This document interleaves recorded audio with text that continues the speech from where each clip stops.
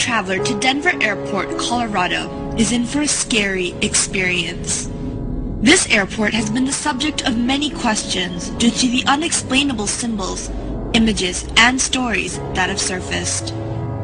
Denver Airport was built in 1995 on a span of 53 square miles. Even though Denver already had a functioning airport, a new one was decidedly built. This new airport had less runways and absolutely no new technological advancement.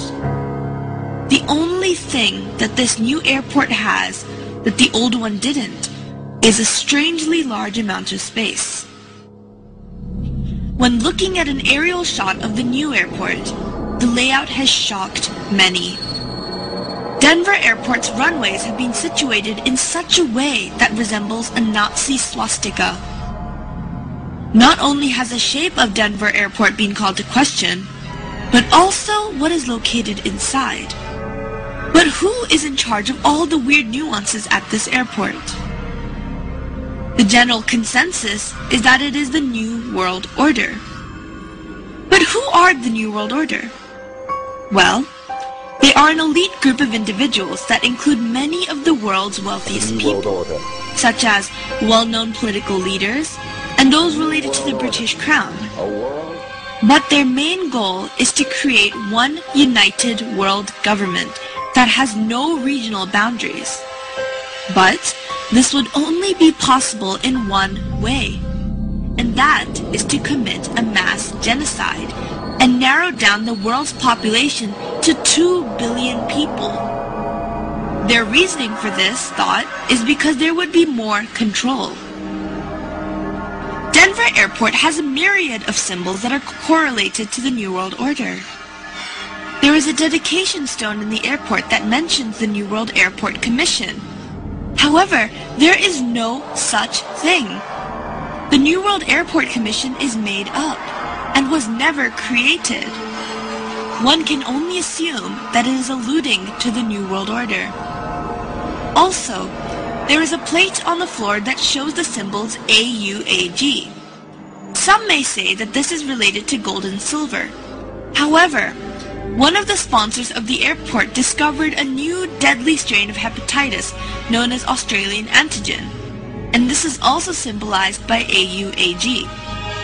What is scary is that this symbol is located right in front of a mural on a wall that is about genocide. But let's talk more about the murals in Denver Airport. The murals located in the airport are the most notable features of this airport. The main mural stretches over 4 walls and was painted by Chicano artist Leo Tanguma, who was in fact Mayan. The first mural here shows 3 dead women, an African, a Native American, and a young Jewish girl. In the background, we can see the destruction of a city and a forest. This attempts to show the destruction of the world. Another notable part of this mural is the fact that there is a little girl carrying a Mayan tablet. This alludes to the Mayan date of December 21st, 2012. This is when the Mayans predict that the world is going to go through a rebirth phase. The main emphasis of this mural, once again, is the destruction of the world and the preservation of some life.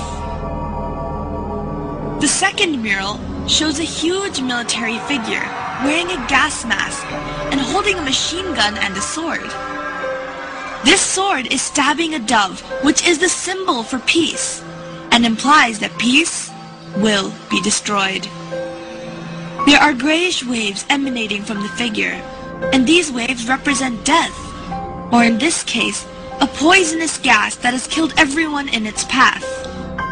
This mural is the one with the AUAG symbol, the one that is related to the deadly virus strain.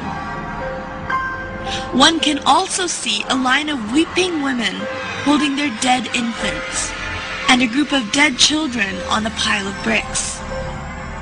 The emphasis of this mural is of a cleansing that is going to kill a myriad of people in its path.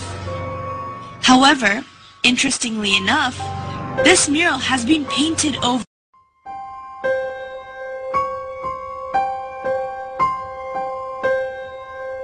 The third mural shows all of the children of the world taking their weapons from each country and giving them to a German boy, who is then molding them into something else. All the children of this scene are of different ethnicity, and all seem to be relieved. The gas mask man in the previous mural is seen dead, and there are 2 doves perched on his body. The main emphasis of this mural is to show the return of peace after all the killings have taken place, and that there will be no more need for weapons in this perfect world. The final mural has a Jesus-like figure in the middle, who is holding a plant which symbolizes rebirth. All of the people are running towards this man with happy expressions. Animals are freely roaming, and everything seems to be in perfect harmony.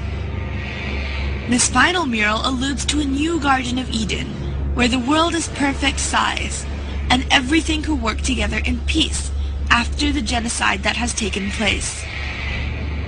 All in all, these murals, when put together, represent the formation of a new world filled with fewer people, and this is also the goal of the New World Order, which has been seen represented throughout various parts of the airport. The symbology of the airport can still be debated, but one thing that cannot be questioned is the fact that there has been a lot of mysterious construction work underneath Denver Airport. When first constructing the airport, there were originally 5 buildings, but out of the blue, the builders were ordered to bury the buildings underground because they were supposedly built wrong. Normally, a building that is built wrong would be demolished, but in this case it was not. This allowed for an underground base to be created. But there are still workers who are sent to work in these underground bases periodically. But when they are questioned about the nature of their work, they all refuse to comment. These underground bases have been going under more construction and now have underground tunnels that connect all the buildings together. According to a contractor, these tunnels have a strange sprinkler system that was added onto the roofs of the tunnel. But this sprinkler system has no valid use, as these tunnels are concrete and underground. If relating these sprinkler systems back to the sign of AUAG in front of the mural regarding genocide, then one must begin to wonder what the use of a sprinkler in a concrete tunnel 150 feet below the ground would be. These underground bases appear to be holding rooms due to the sheer mass and size, and some say that they even allude to concentration camps. This is because 1. These holding rooms have no purpose, and when the airport authorities were questioned, they say that they are merely being used for storage. And 2, all the barbed wire fences face the inside of the airport rather than facing the outside, which is what they usually do. This implies that they are trying to keep things in rather than keep things out. And 3, the sprinkler systems have no use, but they may be related to the deadly virus Australian antigen and the pursuits of the New World Order. People have attempted to argue that the underground bases are being used for storage, but one fact must be questioned, and that is, why is the underground base 88.5 square miles long? And why were the 5 buildings mysteriously buried? No airport has or needs that much storage room. So what is this space really being used for? Whenever the authorities are questioned, they are not allowed to answer. We are not the only ones who seem to be fascinated with this airport. The Queen of England, alongside many other famous European royalty and politicians, are hurriedly buying property close to the airport under an alias. One can only assume that they must feel that there is something significant about this airport in order to do so. It is very easy to dismiss a conspiracy theory, but it is not hard to dismiss cold, hard facts that surround them. The odd happenings in this airport have been called to questions, but all the questions have been dismissed and have not been answered. Is the New World Order really going to attempt to take over?